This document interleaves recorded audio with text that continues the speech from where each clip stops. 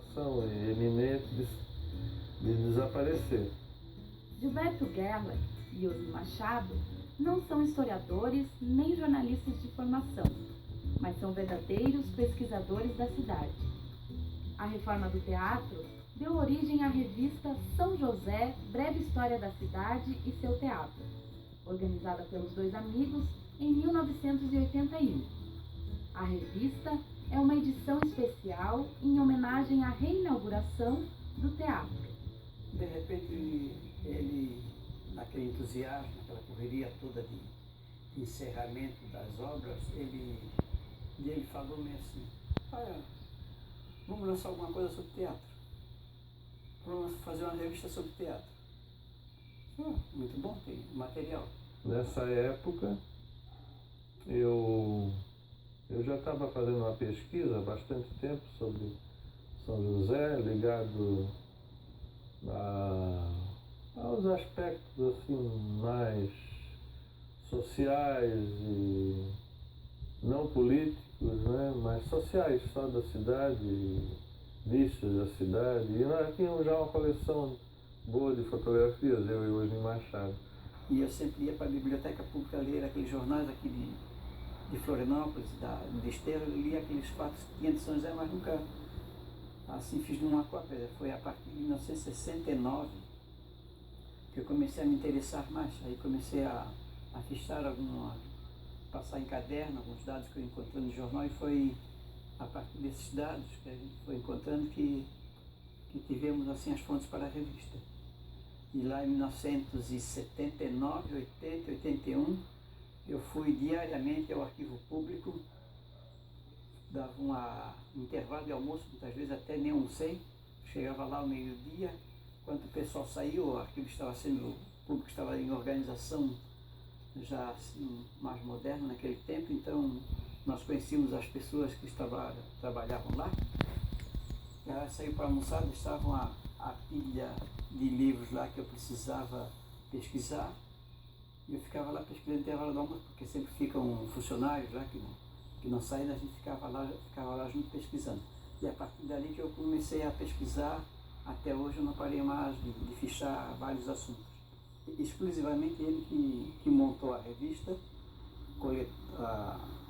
pegou os dados todos que eu tinha já pesquisado e fotografias que eu tinha, eu passei todas para ele, aí ele diagramou e montou a revista. Então o trabalho principal da revista é do Gilberto. Mas para bancar essa revista não se tinha recurso. Eu tentei junto à prefeitura, ou algum quisesse patrocinar, ninguém patrocinou. Então eu resolvi vender uma área de terreno e esse dinheiro eu apliquei para fazer essa revista, que foi lançada exatamente na época da inauguração do teatro, que foi em 1982. A revista já estava sendo impressa. Quando eu fui na casa de uma conhecida aqui entregar um jornalzinho que existia de São José, e por acaso perguntei: o senhor tem alguma fotografia antiga de São José, qualquer coisa assim? Ela disse: parece que ainda tem um aqui. Aí fui lá, trouxe uma fotografia que aí eu dei até um pulo de alegria, porque era uma fotografia muito rara. Era uma foto da Liga Josefense muito importante. Imagina, a Liga Josefense funcionou na primeira década do século passado, né? 1902, 1910, 12. Eu corri com a revista lá com o Gilberto, ele disse: puxa, já está programada. Nós tivemos que suspender o fotolito para acrescentar aquela foto bem na última hora. A pesquisa de fotografia, a pesquisa de história de São José, infelizmente nós começamos a pesquisar assim, talvez muito tarde. Aí já perdeu-se muita coisa que a gente poderia ter resgatado já antes. Lamentavelmente, às vezes as coisas começam tarde. Conservar as tradições trazidas há mais de 250 anos por outros povos. Acompanhar a modernidade sem deixar de contemplar o antigo.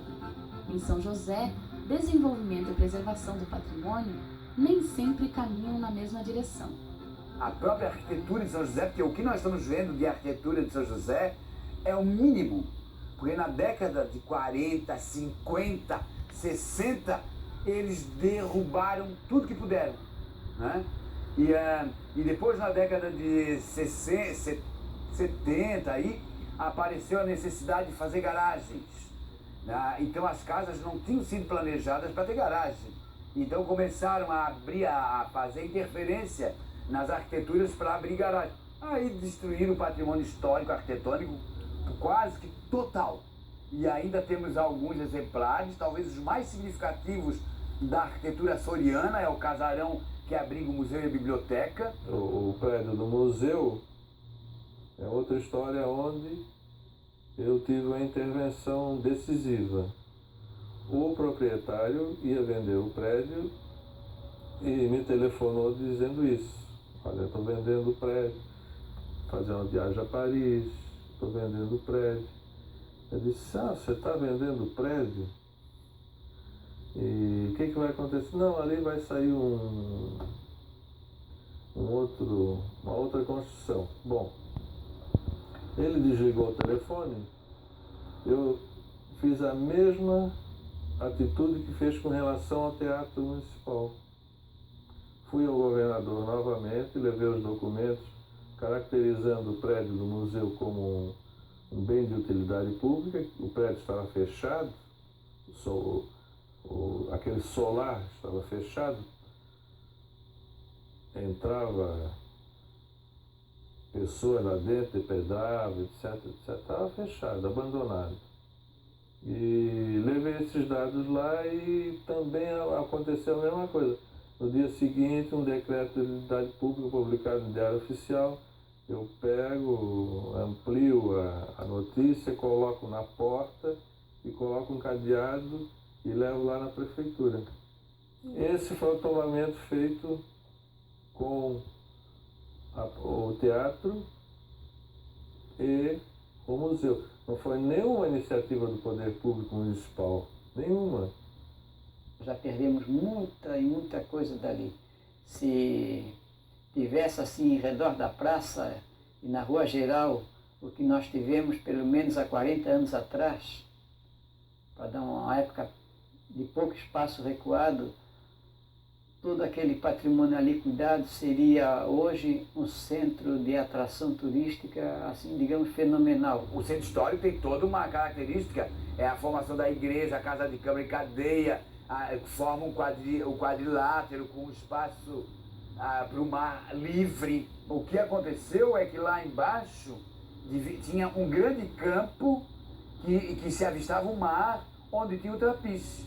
Esse trapiche de entrada e saída, onde tinha o mercado, né, da produção pré-industrial e da lavoura e da pesca, lá tinha o mercado.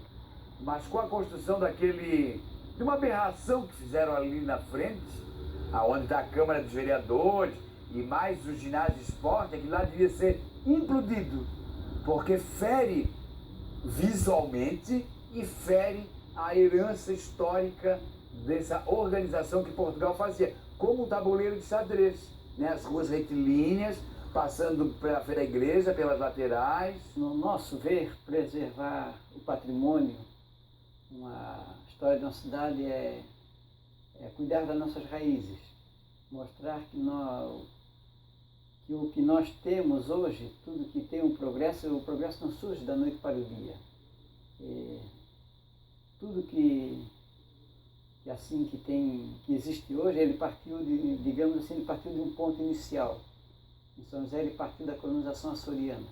Então, quando eles vieram aqui, só encontraram a terra, sem nada. Ali eles plantaram, digamos, a semente do que nós temos hoje. Plantaram os costumes, todas aquelas alegrias, as decepções que eles tiveram para vir para cá, o trabalho todo, aquilo tudo ali foi sendo frutificado aos poucos. Eles se mantiveram no lugar, apesar de todas as dificuldades, as vicissitudes daqueles tempos. Enquanto o poder público não fizer a lei do tombamento dos bens valiosos da nossa cidadezinha, Eu continuo dizendo que o poder público é omisso com relação aos bens patrimoniais da nossa cidade. Inteiramente omisso. Tem todo aquele trabalho ali e a gente não está vendo apenas um prédio, a gente está vendo ali, olhando, a gente pode imaginar que aquilo ali não é composto assim de argila, de pedra, de tinta, que ali é composto de sangue e suor daquelas pessoas que elaboraram todo aquele trabalho para ir para frente. Muitos deles deixaram, sabendo que eles iriam viver algum tempo e os filhos deles iriam continuar o trabalho deles, fizeram uma obra assim, digamos, sólida para que enfrentasse o futuro, enfrentasse o tempo que viesse pela frente.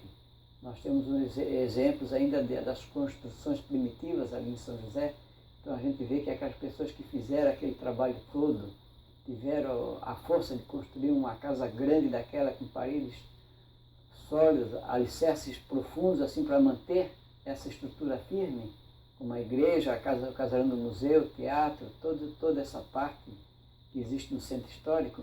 A gente vê que eles fizeram aquilo tudo não prevendo só que é para amanhã, é para muito depois de amanhã.